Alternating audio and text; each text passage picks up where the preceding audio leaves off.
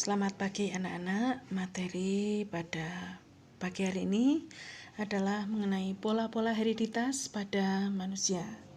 Ya, semoga pada hari ini anak-anak semua dalam keadaan sehat sehingga dapat mengikuti materi ini. Setelah saya jelaskan, anak-anak bisa berlatih soal sesuai yang sudah tertulis pada modul. Pola-pola hereditas pada manusia, dengan istilah lain, adalah penurunan sifat pada manusia. Penurunan sifat pada manusia terdapat dua macam, yaitu diturunkan secara terpaut seks atau terpaut dalam kromosom tubuh. Disebut juga terpaut otosom. Nah, untuk yang terpaut pada kromosom tubuh itu baik pria maupun wanita sebagai orang tua mempunyai peluang untuk menurunkan sifat tersebut. Sedangkan kalau penurunan itu terpaut pada kromosom seks, maka di sini untuk wanita atau ibu berperan sebagai karier atau pembawa. Sedangkan bapak itu akan berperan di dalam menurunkan gen untuk anaknya, ya, khususnya adalah untuk penderita itu nanti adalah berjenis kelamin pria. Sedangkan untuk penurunan jenis kelamin sendiri itu ada dua, ya, yaitu komponen dari sperma dan sel telur, di mana pada gametogenesis, pada pembelahan sel materi yang lalu, masing-masing andil 50%, sehingga hasil baik itu nanti keturunan pria atau wanita itu mempunyai peluang yang sama. Nah, macam-macam sifat menurun, contohnya untuk yang terpaut otosom itu seperti albino itu diturunkan secara resesif. Polidaktili itu diturunkan secara dominan. Sedangkan untuk yang pautan seks itu contohnya adalah buta warna dan hemofili masing-masing diturunkan secara resesif. Nah, lebih lanjut nanti anak-anak bisa membaca pada e-modul yang sudah tersedia. Nah, ini ada bahan diskusi mengenai kasus albino. Dikarenakan keunikan pada manusia, maka untuk mempelajari mengenai cacat atau penyakit menurun, itu biasanya menggunakan peta silsilah. Nah, peta silsilah itu seperti yang kita ketahui, bagian pertama itu adalah orang tua atau parent, ya. Kemudian di bawahnya itu adalah turunan pertama atau F1 atau anak. Kemudian di bawahnya lagi F2, demikian dan seterusnya. Nah, bagian yang bermasalah itu biasanya diberi tanda, pada bahan diskusi tersebut diberi tanda blok hitam. Ya. Pada generasi F1 di situ ada nomor 1 sampai dengan nomor 5. Nah, itu nanti anak-anak bisa mencoba sendiri.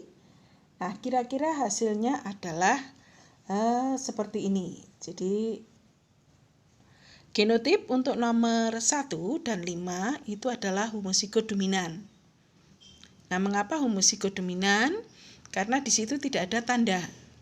Sedangkan genotip nomor 2, 3, 4 itu adalah hetero, di mana dia merupakan hasil dari persilangan pada pendahulunya. Nah, contoh berikutnya adalah mengenai branchidaktili, ya, atau dikenal dengan jari pendek. Pada persilangan di situ keduanya heterosigot. Jadi ini sesuai dengan tadi yang saya jelaskan di depan, bahwa untuk jari pendek itu masing-masing baik itu bapak maupun ibu punya peluang yang sama. Nah, hasilnya bisa kalian lihat pada F1. Berikutnya lagi adalah sistinuria, sama, ya. Kemudian buta warna. Nah, ini yang berbeda karena dia terpaut seks. Perhatikan di situ ada penjelasan untuk genotip, baik itu wanita dan pria. Contoh untuk yang wanita normal itu genotipnya adalah double X besar. Kemudian ada double X besar CB. Nah, CB itu adalah singkatan dari color blind. Nah, perhatikan pada tabel tersebut, maka untuk yang pria, ya, jadi anak pria, itu dia adalah penderita dengan genotip XCBY. Sedangkan untuk wanita, dalam hal ini ibu, di situ XCB itu artinya adalah pembawa atau normal karier. Nah, untuk latihan, ya, nanti Anda bisa coba di situ perkawinan dengan pria normal, ya, dengan wanita yang pembawa. Silahkan nanti untuk bisa dipakai sebagai latihan. Berikut adalah hemofili. Hemofili ini adalah sama, dia terpaut seks sehingga kasusnya hampir sama dengan buta warna. Hanya perbedaannya kalau pada hemofili itu dikarenakan orang tersebut itu tidak mempunyai gen yang bisa membekukan darah, sehingga waktu untuk pembekuan darah itu melebihi waktu yang normal. Nah, di sini hemofili itu sama terpaut resesif menggunakan H kecil. Sehingga untuk laki-laki hemofili itu genotipnya adalah X H kecil Y. Itu, ya, ada latihan di situ. Nanti bisa juga dipakai untuk lebih memahami materi. Kemudian kita masuk pada golongan darah. Yang pertama ini adalah sistem ABO. Ya, ada fenotip, di mana fenotipnya itu adalah ABO. Kemudian ada genotip seperti tertera di situ dan kemungkinan dari gamet. Saya rasa ini tidak asing lagi karena di kelas 11, ya, atau mungkin justru di level yang lebih rendah itu anak-anak sudah mendapatkannya. Kemudian jenis golongan darah yang kedua, ya, jenis golongan darah yang kedua. Nah, ternyata di sini adalah kemungkinan, gitu ya, kemungkinan golongan darah pada anak jika orang tuanya bergolongan darah seperti yang tertulis nomor 1 sampai dengan 10. Kemudian yang ketiga ini adalah sistem MN, ya, MN. Kemudian ada sistem RH atau rhesus. Nah, perlu untuk diketahui bahwa pada sistem rhesus kita kenal ada rhesus positif, ada rhesus negatif.